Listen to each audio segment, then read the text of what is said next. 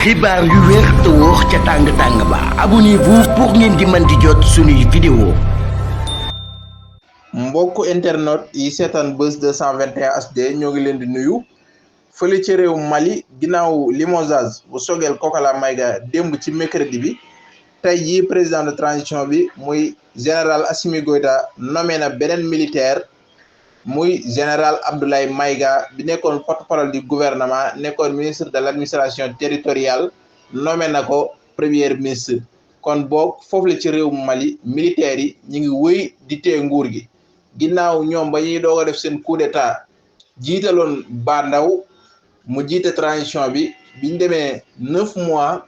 ñu nanguwaat nguur gi ci Ba Ndaw Assimi Goïta bi nekkoon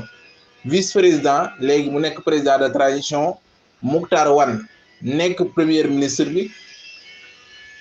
2 mois après bi Assimi Goïta jiite transition bi mu wàccee Mokhtar Wane indi Choguel Maïga comme premier ministre démb nag bi ñu wàccee Choguel Maïga tey jii nommé nañ ki nga xamante ni bi Choguel Maïga hospitalisé woon moom moo géré woon intérim bi tey jii nommé nañ ko mu nekk premier ministre muy général Abdoulaye Maïga bi nekkoon porte-parole du gouvernement nekkoon ministre de l'administration territoriale foofu la ci réew Mali.